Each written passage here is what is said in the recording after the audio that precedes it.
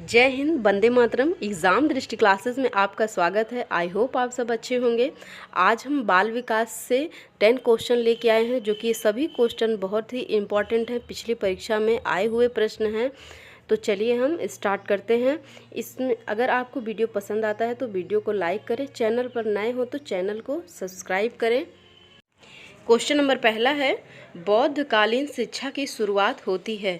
Option A है प्रवज्जा संस्कार, उपनयन संस्कार, बिस्मिल्लाह संस्कार, इनमें से कोई नहीं। इसमें जो बिस्मिल्लाह संस्कार है ये मुस्लिमों की शिक्षा को प्रारंभ करने का पहला संस्कार है। उपनयन संस्कार जो है ये वैदिक कालीन शिक्षा प्रारंभ करने का पहला संस्कार है। अगर पहला संस्कार पूछा जाए वैदिक कालीन शिक्षा का तो वो है विद्यारंभ संस्कार, लेकिन वो घर पर सामान्य रूप से दी जाती है।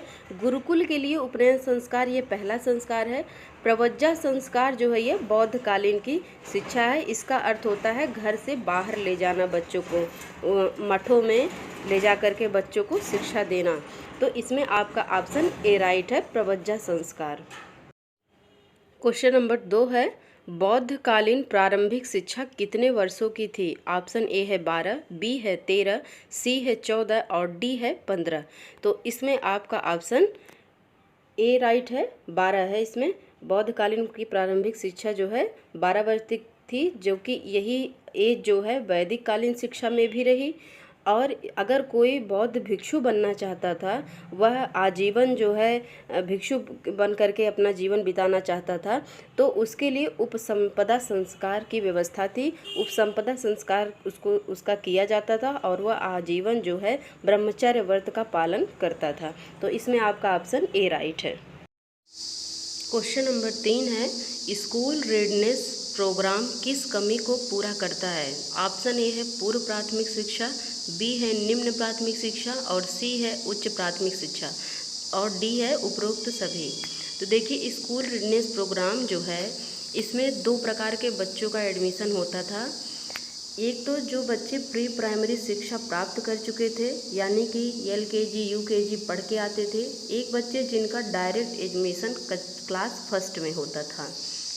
तो जिन बच्चों का डायरेक्ट एडमिशन होता था क्लास फर्स्ट में बिना प्री प्राइमरी की शिक्षा प्राप्त किए हुए, तो उन बच्चों के लिए पूर्व प्राथमिक शिक्षा जो है 6 से 8 हफ्तों के लिए अलग से दी जाती थी। उसके बाद उनको क्लास फर्स्ट में बैठाया जाता था। 6 से 8 हफ्तों में उस बच्चे को मतलब कि 1 से 1.5 महीने तक उनको शिक्षा दी जाती थी। इसलिए क्वेश्चन नंबर 3 का आंसर राइट है, ए पूर्व प्राथमिक शिक्षा। स्कूल रेडनेस प्रोग्राम जो है ये पूर्व प्राथमिक शिक्षा की कमी को पूरा करता है। मतलब कि जिनको प्री प्राइमरी की शिक्षा नहीं मिली है उनको 6 से 8 हफ्तों की शिक्षा दे करके उनको प्री प्राइमरी की शिक्षा कंप्लीट करता है। क्वेश्चन नंबर 4 है, डाइट में कुल कितने विभाग हैं। ऑप्शन ए है 5, बी है 6 और सी है 7 और डी है इनमें से कोई नहीं। तो डाइट में जो है कुल 7 विभाग हैं। ऑप्शन नंबर इसमें 7 सही, ऑप्शन नंबर सी सही है, जिसमें 7 विभाग हैं। डाइट में कुल 7 विभाग बताए गए हैं। डाइट में जिला स्तर पर शिक्षा की गुणवत्ता को बढ़ाने के लिए और प्राथमिक शिक्षा को सर्वसुलभ बनाने के लिए डाइट की स्थापना की गई है, जिसमें 7 विभाग बताए गए हैं और 7 विभाग के अलग अलग कार्य हैं। तो इसमें आपका ऑप्शन सी राइट है। क्वेश्चन नंबर 5 है, स्कूल प्रबंधन समिति का गठन का प्रावधान कब हुआ या किस आयोग द्वारा हुआ। तो ऑप्शन ए है कोठारी आयोग, बी है NCF 2005, सी है RTE 2009 और डी है शिक्षा नीति 1986। तो इसमें जो है RTE 2009 के द्वारा धारा 21 के अंतर्गत प्रत्येक विद्यालय में एक विद्यालय प्रबंधन समिति होगी, जिसके अंदर कुल 16 सदस्य होंगे और सभी सदस्य जो है इसका 3/4 बच्चों के अभिभावक होंगे इसमें, और मतलब कि 12 अभिभावक और 16 जो विद्यालय के जो सदस्य हैं उसमें से आधी संख्या महिलाओं की होगी और अभिभावकों में भी आधी संख्या महिलाओं की होगी। मतलब कि अभिभावक की संख्या में 6 महिलाएं होंगी ज़रूर से ज़रूर, और जिसमें 16 सदस्य जो विद्यालय के प्रबंधन के हैं उनमें से 8 महिलाएं होंगी, ये अनिवार्य है। और इसी द्वारा ही विद्यालय विकास योजना तैयार की जाती है। तो इसमें आपका राइट आंसर है सी, RTE 2009 के अंतर्गत जो है स्कूल प्रबंधन समिति के गठन का प्रावधान किया गया है। क्वेश्चन नंबर 6 है, मुदालियर आयोग मुख्य रूप से जुड़ा था। ऑप्शन ए है प्राथमिक शिक्षा से, बी है उच्च शिक्षा से, सी है माध्यमिक शिक्षा से और डी है उच्च शिक्षा से। तो जो लक्ष्मण स्वामी मुदालियर जो थे वो मद्रास के क्या थे, कुलपति थे। मद्रास के एक विद्यालय में कुलपति थे। इन्हीं को जो है माध्यमिक शिक्षा आयोग यानी कि मुदालियर आयोग का अध्यक्ष लक्ष्मण स्वामी को बनाया गया था। तो इसमें आपका ऑप्शन सी राइट है। क्वेश्चन नंबर 7 है, जिला शिक्षा कार्यक्रम कब शुरू किया गया। जिला शिक्षा कार्यक्रम मतलब DPEP, इसको शॉर्ट फॉर्म में DPEP कहते हैं। ऑप्शन ए है 1992, बी है 1993, सी है 1994, डी है 1995। तो देखिए 1994 में जो है यह कार्यक्रम शुरू किया गया और ये 7 राज्यों के 42 जिलों में पहले ये लागू किया गया, तब इसे DPEP 1 कहा गया। लेकिन दूसरा चरण जो है 1997 में दूसरा चरण लागू किया गया, जिसमें यूपी को भी स्थान दिया गया और यूपी के यह 22 जिलों में शुरू किया गया और इसे कहते हैं DPEP 2। पहले क्या था, जो 1994 में था वो DPEP 1 था और ये दूसरा चरण DPEP 2 है। और इसके बाद तीसरे चरण में सन 2000 में जो है तीसरा चरण लागू किया गया, जिसके अंतर्गत यूपी के जो 22 जिलों में दूसरे चरण में लागू किया गया था, उन 22 जिलों को छोड़ करके आगे 32 जिलों पर इसको लागू किया गया। तो ये क्या था, DPEP 3 था। तो इसका राइट आंसर है 1994, मतलब कि सी ऑप्शन इसमें राइट है। अगर भारत में पूछा जाता है तो 1994 और अगर यूपी में पूछा जाता है तो 1997। क्वेश्चन नंबर 8 है, ECCE का पूर्ण रूप क्या है। ECCE का पूर्ण रूप है early child care and education.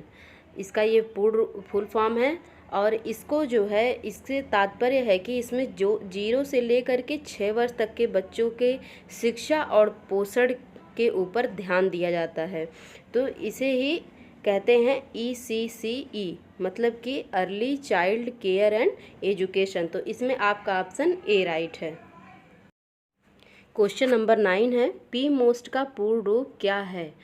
तो ऑप्शन ए है programme for mass orientation of primary teacher, B है programme for mass orientation of school teacher, C है programme for mass overall system teacher और डी है इनमें से कोई नहीं। तो PMOST का पूर्ण रूप है, आंसर नंबर बी राइट है इसमें, program for mass orientation of school teacher. PMOST को जो है 1986 की जो शिक्षा नीति थी उससे शिक्षकों को परिचित कराने के लिए NCERT द्वारा PMOST कार्यक्रम लागू किया गया था कि जो 1986 की शिक्षा की जो नीतियां थी उनसे शिक्षक जो हैं परिचित हो सके, उसके बारे में जान सके और समझ सके। तो इसमें आपका ऑप्शन बी राइट है। क्वेश्चन नंबर 10 है, ग्राम शिक्षा समिति की स्थापना किस अधिनियम के अंतर्गत हुई। ऑप्शन ए है पंचायत राज एक्ट 1947 में, बी है उत्तर प्रदेश बेसिक शिक्षा अधिनियम 1972 में और सी है उपरोक्त दोनों और डी है इनमें से कोई नहीं।